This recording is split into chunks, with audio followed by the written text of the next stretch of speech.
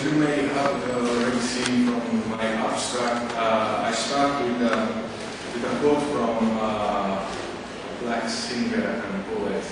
which passed away at the right moment, I would say, where history was proving him right once again. The quote from Gilles Cortez that the revolution will be like is significant in this context because it helps me to locate both the rational, the theoretical argument that I want to put forward, and also the fact that post-hardcore postmodernist reality after the 2008 explosion of the economic financial crisis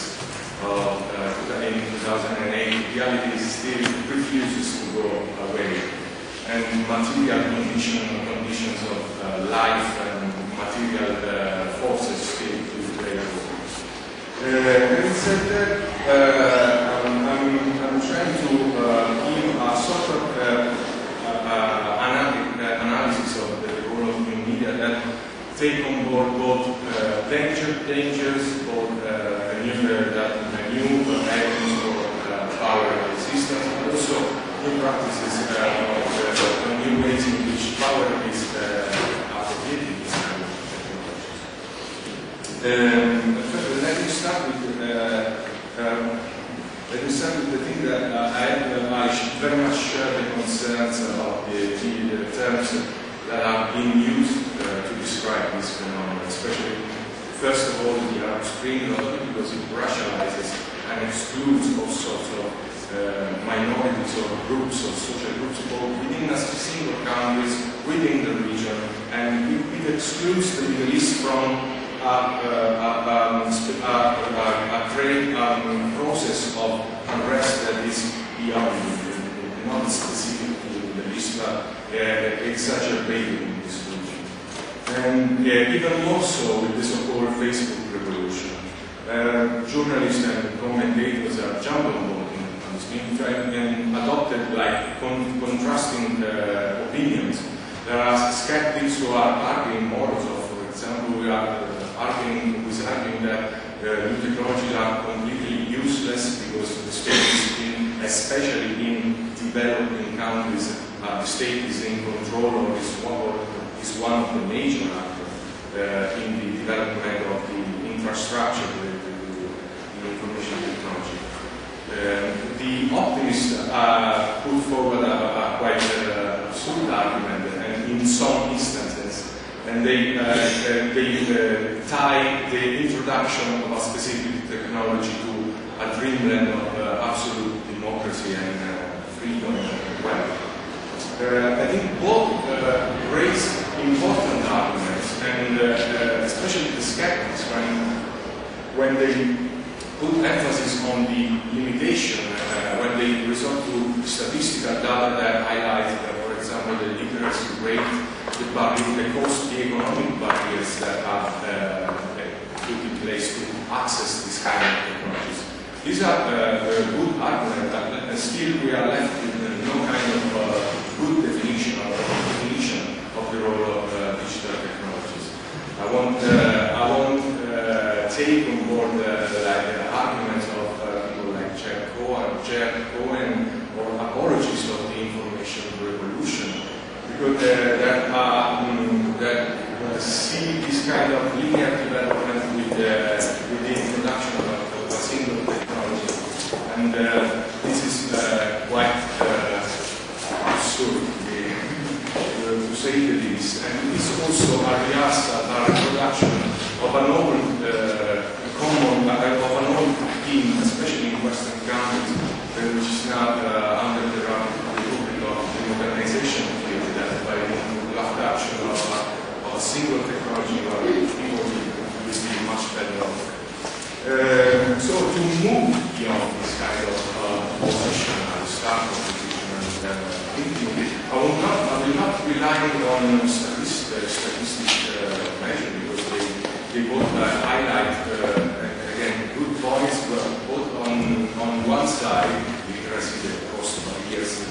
the linguistic barriers, and so on, but they also can be used for the other purpose, there is the Middle East, and said that this is now a very flourishing market for the IT technologies. It's under the eye of the media sectors and the big firms. I want also dismiss the argument that this kind of activism, digital activism, doesn't represent the Egyptian society or even a large segments of the Egyptian society. My reply is yes, who cares? Basically, again, we are left with no kind of definition of the role of digital technologies, and they are thought as they need to represent some kind of totality. Plus, we are left with the sensation that the people involved with digital technologies conduct a sort of schizophrenic life where when one is online says something and does something, and one is offline, I don't know, maybe return to the sheep or the certain citizen in its store. I think that rather than a cause, this should be thought of as an effect of a profound process of restructuring of social structure, institution, and production of processes, consumption, and distribution.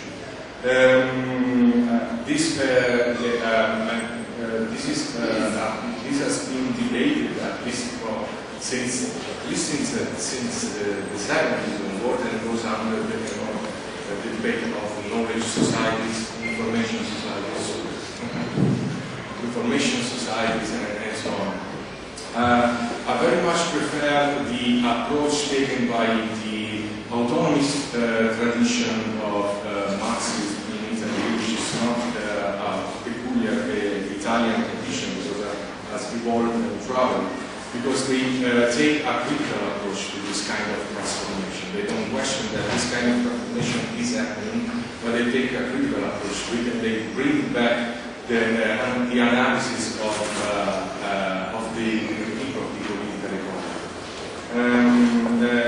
One of the central argument is that the mode of production is changed and is geared toward the production of the immaterial, the manipulation of ideas, concepts, cultural products, cultural symbols, the growth of service industries, the growth of advertising industries, and the restructuring of internal organization around the notion of network. These are all requires specific techniques, specific skills, specific modes of organizing, and the capacity to interact with machine using language as one of the main exponents of this kind of understanding. Says language has been put to work. Basically, they contend that what capitalism does with, for example, with social networking sites such as Facebook and so on, is that they enclose the space where we interact, and they extract value from our linguistic processes, our linguistic interaction, our social interaction. This is basically what Facebook or Twitter do.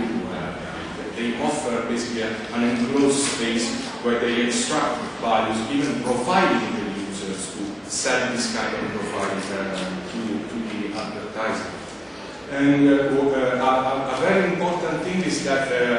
Negri says that this kind of force is not changing, is not replacing completely, but is the hegemonic force. Okay, it's unevenly distributed, but it's diffused and it's diffusing, and it tends to restructure all the related domains and practices according to some principle.